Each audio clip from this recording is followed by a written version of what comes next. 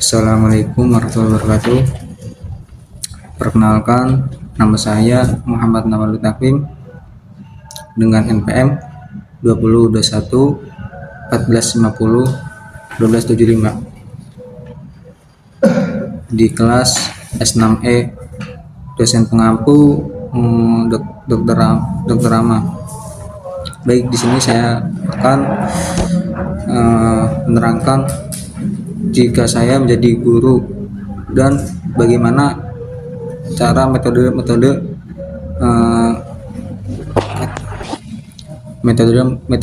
pembelajaran. Baik, yang pertama metode pembelajaran konvensional, bisa disebut metode diskusi. Yang pertama tadi kan metode ceramah ya, metode diskusi. Saya menjadi guru memberikan penjelasan secara verbal kepada seluruh kelas tentang topik atau materi pembelajaran tertentu.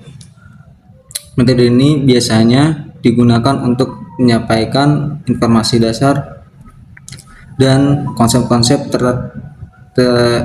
teoritis. Seperti halnya ketika saya di pondok mengajar kelas sore itu, ketika saya mengajar, saya menyuruh santri-santri itu sebelum belajar alangkah baiknya dipelajari dulu. Setelah itu saya akan menerangkan materi-materi pembelajaran tertentu.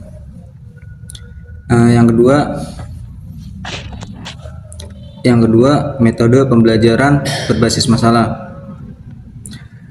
Ketika saya menjadi guru, saya akan memberikan masalah atau situasi yang nyata yang memerlukan siswa tersebut memerlukan pemecahan. Kemudian saya meminta untuk menganalisis masalah atau mencari solusi dan mengimplementasikan dalam konteks yang relevan, seperti masalah yang ada di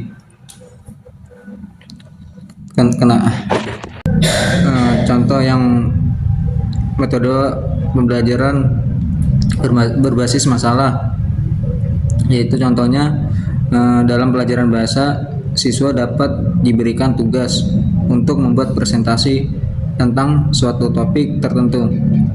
Mereka harus mencari informasi, menganalisis konten, dan menyajikan presentasi dengan cara yang menarik dan informatif. Dan siswa diberikan sebuah masalah matematika yang melibatkan beberapa konsep matematika yang telah dipelajari sebelumnya. Siswa tersebut diminta untuk mengidentifikasi strategi yang tepat untuk memecahkan masalah tersebut, berkolaborasi dengan teman sekelas, dan menyajikan solusi secara kreatif. Dan yang ketiga itu metode diskusi kelompok, di mana siswa tersebut saya suruh siswa tersebut membuat kelompok. Seperti siswa satu kelas terdapat 40 siswa, itu dibuat kelompok menjadi 5. Jadi ada 8 kelompok. Nah, 8 kelompok tersebut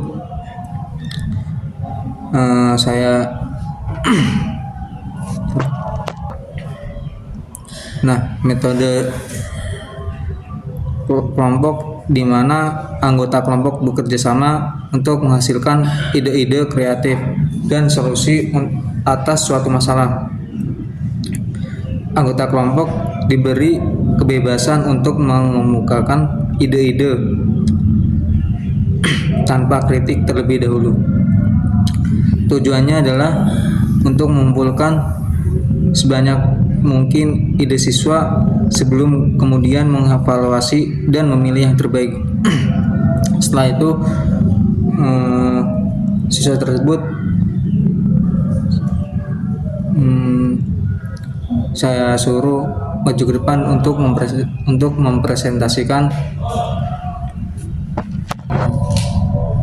dan ada juga diskusi terbuka.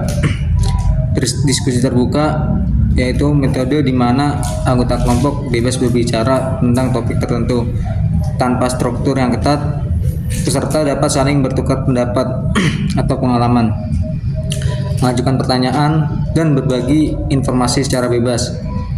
Diskusi terbuka memungkinkan terjadinya interaksi yang spontan dan memperkaya wawasan setiap anggota kelompok.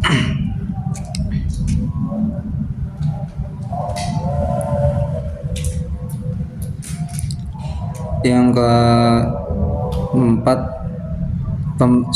metode pembelajaran kolaboratif. Saya memberikan siswa tersebut untuk bekerjasama dalam kelompok untuk menyelesaikan tugas atau proyek tertentu.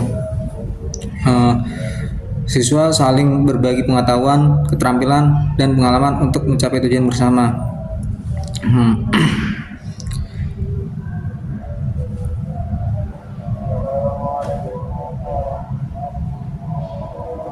Dan yang kelima, metode pembelajaran berbasis proyek. Siswa diberi tugas untuk menyelesaikan dalam jangka waktu tertentu. Mereka diminta untuk melakukan riset, mengumpulkan informasi, dan membuat produk atau presentasi sebagai hasil dari proyek tersebut. Jadi siswa tersebut setelah saya beri kelompok itu, siswa tersebut akan saya suruh maju satu kelompok satu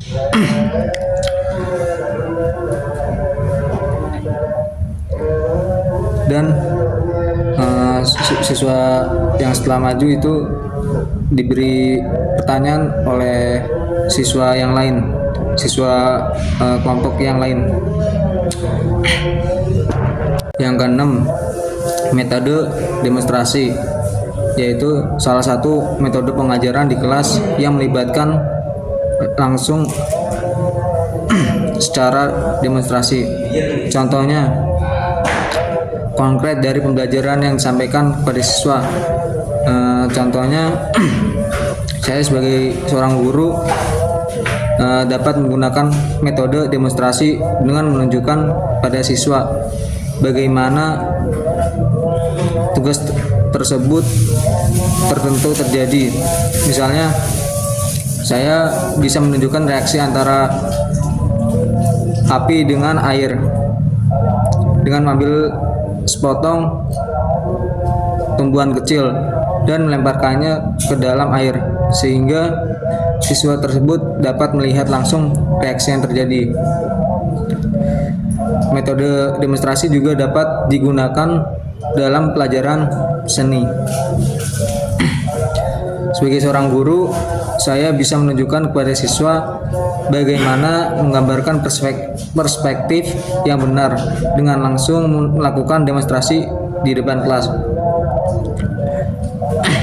Dengan menggunakan metode demonstrasi, siswa dapat lebih mudah memahami konsep yang diajarkan dan melihat aplikasi langsung dari pembelajaran tersebut.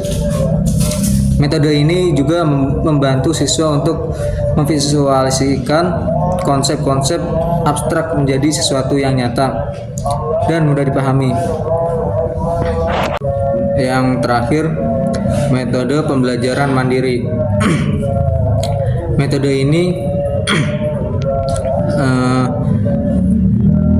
metode pembelajaran mandiri di kelas dapat berupa tugas untuk mempelajari materi pelajaran secara mandiri di luar jam pelajaran.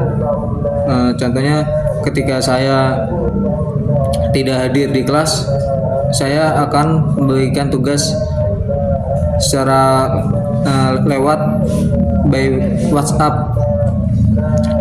dan saya memberikan mahasiswa tugas membaca sebuah artikel atau materi. Kemudian mahasiswa diminta untuk menelaah atau menjelaskan dan memahami materi tersebut sendiri.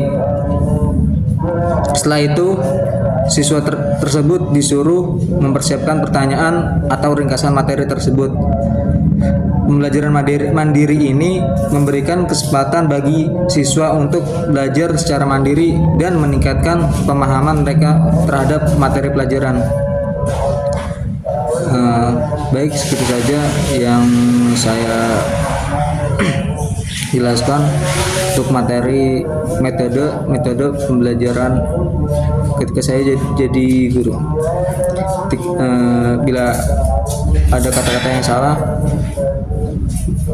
maupun secara disengaja maupun tidak disengaja, saya ingin meminta maaf. Bila taufiq wal hidayah. Wassalamualaikum warahmatullahi wabarakatuh.